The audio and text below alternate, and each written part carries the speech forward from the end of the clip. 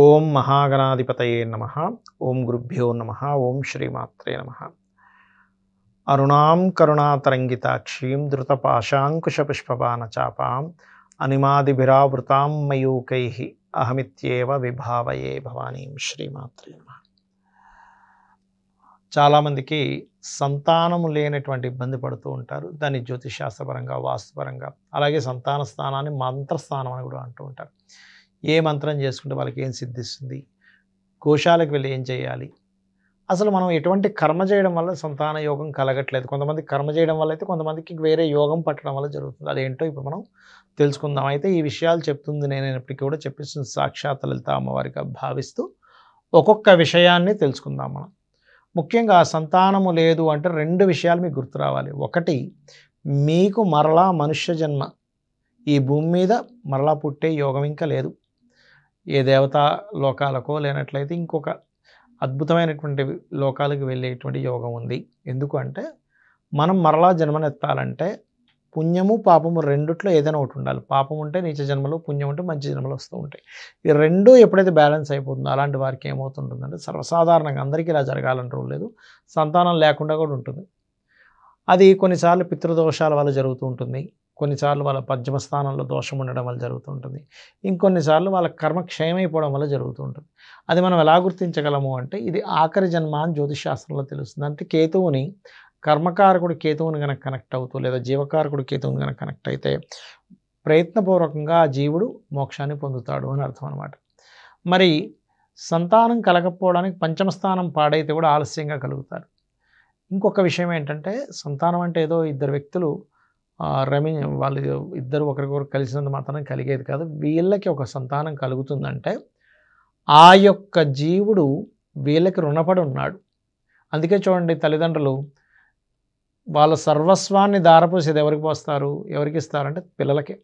వాళ్ళు కష్టపడ్డ బిల్డింగులు, నగలు, ధనము అన్నీ కూడా అంటే వాళ్ళకి వీళ్ళు రుణపడి ఉన్నారు. తల్లిదండ్రులు ఆ బిడ్డకి రుణపడి ఉన్నారు, లేదా ఆ పిల్లవాడు తల్లిదండ్రులు రుణపడి ఉన్నారు.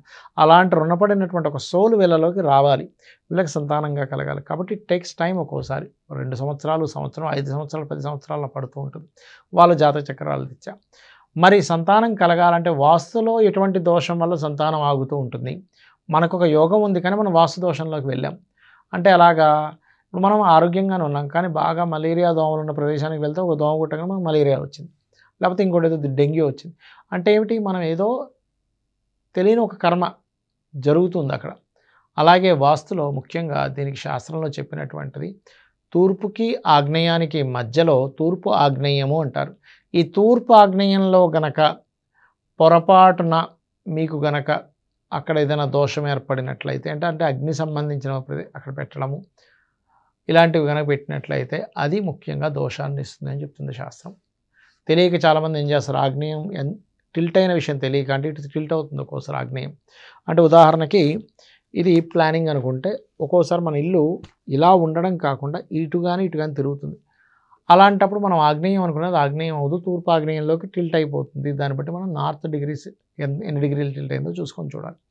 అలాంటప్పుడు తెలియక తూర్పు ఆగ్నేయంలో మనం స్టవ్ పెట్టామనుకోండి, వాళ్ళకి గర్భం నిలవకపోవడము, గర్భం రాకపోవడము, ఓవర్ హీట్ వల్ల వాళ్ళకి అండాలు ఉత్పత్తి అయ్యేటువంటి దాంట్లో ఉత్పత్తి అవ్వకపోవడము, ఇలా ట్యూబ్లో ప్రాబ్లమ్స్ రావడం జరుగుతూ ఉంటాయి. అలాంటప్పుడు మనకు శాస్త్రంలో చెప్పినటువంటిది ఏమిటంటే అక్కడ ఆ ప్రదేశం ఎగ్జాక్ట్లీగా ఎక్కడుందో తెలుసుకొని అక్కడ మీరు కనుక కృష్ణుడు బొమ్మ ఉంటుంది. ఎలాగా వెన్న ముద్దలు తింటున్నటువంటి కృష్ణుడు, గోపికలు ఆ యొక్క శాస్త్రంలో చెప్పారు దధిమంతర మందిరం కట్టమన్నాడు. అక్కడ అంటే ఆ కవ్వము, ఆ చిరికేటువంటిది, కొన్ని నెయ్యి, వెన్న అవన్నీ అక్కడ పెట్టమని చెప్పారు శాస్త్రంలో. అలా ఉంచినట్లయితే కృష్ణ అనుగ్రహంతో ఖచ్చితంగా సంతాన సంబంధించిన విషయంలో దోషాలు పోతాయి. దీంతోపాటు మరికొంతమందికి తెలియక తూర్పాగ్నేయంలో మిక్సీలు, గ్రైండర్లు పెడుతూ ఉంటారు. అవి పెట్టకూడదు. అవి ఉన్నట్లయితే గర్భం దాల్చినటువంటి స్త్రీకి లోపల విచ్ఛిన్నమై అబార్షన్స్, మిస్క్యారేజ్ అవుతూ ఉంటాయి. శాస్త్రంలో కర్మ విపాకం అనేటువంటి గ్రంథంలో ఏం చెప్పారు, ఈ సంతానాన్ని మనం పొందలేకపోతున్నామంటే కారణం ఏం చెప్పారంటే నీకు చక్కగా సంతానాన్ని భగవంతుడు ప్రసాదించినప్పటికీ పూర్వజన్మల్లో సంతానం పట్ల నువ్వు చూపించాల్సినటువంటి ప్రేమ, అనురాగము, లేకపోతే వాళ్ళ పట్ల ఉండే శ్రద్ధను చూపించకుండా సంతానం కలిగించేటువంటి శక్తిని భగవంతుడు నీకు ఇచ్చినా నువ్వు మిస్క్యారేజ్, అబార్షన్స్ చేంజ్ చేసుకున్నావు. కావాలని మిస్క్యారేజ్ డిఫరెంట్, అది వాళ్ళ ప్రమేయం లేకుండా అవుతుంది. కావాలని అబార్షన్ కనుక చేయించుకుంటే అంటే భగవంతుడు నీకు ఇచ్చినా కూడా ఒక జీవిని నువ్వు కావాలని చేసావు కాబట్టి దాని యొక్క పాప పరిహారాన్ని అనుభవించాలి కాబట్టి ఆ బాధను ఇక్కడ అనుభవించాలని ఈ జన్మలో ఎన్నో ప్రయత్నాలు చేస్తున్నా అది ముందుకు వెళ్ళదు.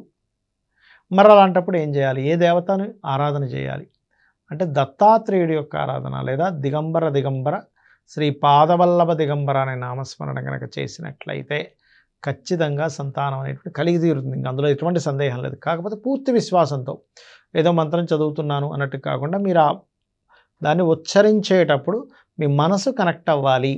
మీ మనసుతో దిగంబర శ్రీ పాదవల్లభ దిగంబర మీ మనసు అక్కడ పెడుతున్నారు లేదో చూడండి.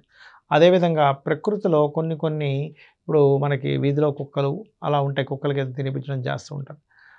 అలా గనక తినిపిస్తూ ఉన్నట్లయితే బిస్కెట్లను లేకపోతే ఏదో ఒకటి మీరు పెంచుకున్నదైనా పర్లేదు, బయట మీ వీధిలో ఎక్కడున్నా సరే, అప్పుడు ఏమవుతుందంటే శాస్త్రాల్లో మనకు చెప్పింది ఏమిటంటే ఏ జీవికైనా కూడా సంతాన లోపం ఉంటుందని కుక్కకు ఉండదండి. దానిలో ఉండే ఎనర్జీ అది. మీరు ఎప్పుడైతే అది ఆనందించేలా జరుగుతుందో మీకు ఈ యొక్క నెగిటివ్ ఎనర్జీ అనేటువంటిది పోతుంది. దీంతో పాటు చిన్నపిల్లలకి ఏదైనా కొనివ్వడం, చిన్నపిల్లలను ఆనందపడేలా చేయడం, గర్భవతులు ఉంటారు కొంతమంది పేదవాళ్ళు ఉంటారు, వాళ్ళు పోషకమైనటువంటివి ఏమి తీసుకోలేరు, వాళ్ళకి పళ్ళు ఫలాలు లేకపోతే బాగా శక్తినిచ్చేటువంటి పదార్థాలు వాళ్ళకి ఏదైనా దానం ఇవ్వడం చేసినట్లయితే మీ యొక్క కర్మ తొలగిపోతుంది. ఈ రకంగా మీకు సంతాన ప్రాప్తి అనేటువంటిది కలుగుతుంది. శ్రీమాత్రే నమః.